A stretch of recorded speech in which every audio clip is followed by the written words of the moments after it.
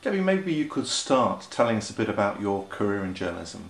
My first job was on the Hastings and St Leonard's Observer, which is a small local newspaper, and it was very good training. I mean, I'd recommend to anybody, I think for every other career in journalism, it's just great because you do everything. I wrote features, I did news, big stories, small stories, celebrity stories. I talked to Paul McCartney, who's a local resident, and I had a great time.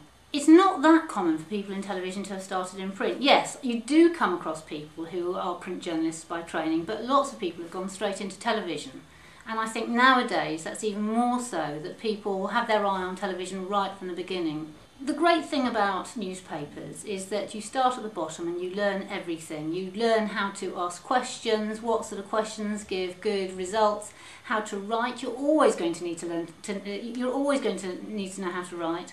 And it's just a fantastic all-purpose training.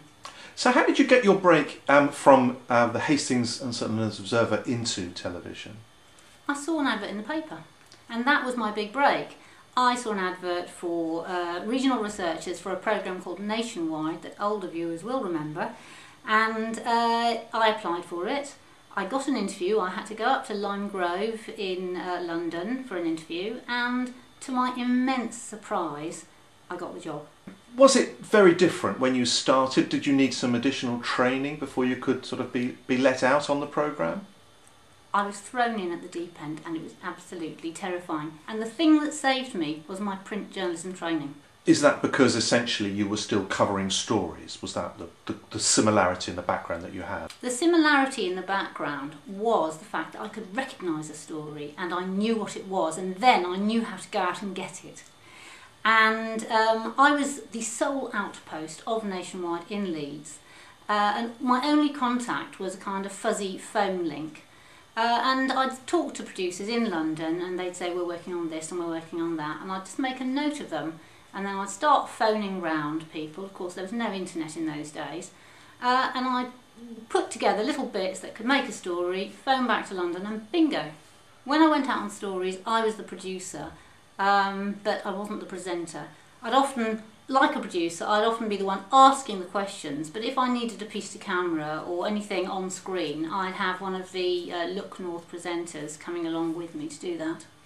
People are very aware of the role of presenters in television. It's often the thing that trainee journalists aspire to. Can you tell us a bit about the other roles, producer, the sort of the behind camera roles, and what they offer for journalists? As the producer, you are the person who conceives of and creates a programme. And very often presenters just come in at the last moment and are the icing on the cake.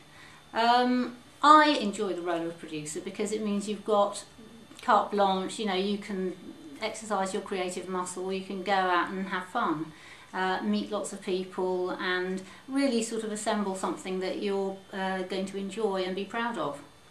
Unfortunately, 6 months after I joined Nationwide, it hit the end of the road and I was moved on to other programmes in the same department. But I think I'd made enough of a mark to hang in there on short contracts like everybody else, and I ended up on Breakfast Time, working in the days of Frank Boff and Selina Scott, which was an exciting time. There were lots of night shifts, and you were handling the sort of big current affairs stories of the day. After a few years, when I'd been working on a range of BBC current affairs programmes, I applied for a job with Thames Television to work on For What It's Worth, which was a consumer programme they made for Channel 4. So that was a fantastic move for me because lots more money and more time really to make the films, more time to think about and concentrate on each film, more resources. So I was happy working at Thames Television when life intervened again. Thames Television lost the franchise in, I think it was 1990. So unfortunately at that time I was 8 months pregnant with my first child, so I had to take a bit of a break before eventually finding myself back at the BBC, which I've always loved because of the huge breadth of opportunity it offers. I went back to the BBC to work on Watchdog, which was in its absolute heyday and went from strength to strength and started kind of spitting out lots of spin-offs.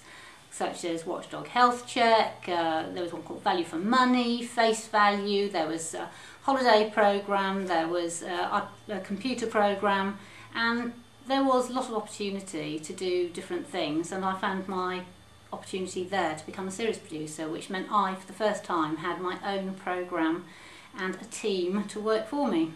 I carried on series producing at the BBC for about 10 years, so I worked on a lot of quite big productions. I've been series producer of Crime Watch UK and Crime Watch Solved. I've created programmes like The Experiment, which is a very big reality science project we did for BBC Two. I created the inaugural Holocaust Memorial Day event, which was a co-production with the Home Office, and it was, a very exciting time. One thing that's apparent from your career path is that it's had quite a lot of switches and changes and turns. Is that something that would be typical, would you say? I think my career is a little bit different than other people's. I've never really specialised, and that could be a strength or a weakness.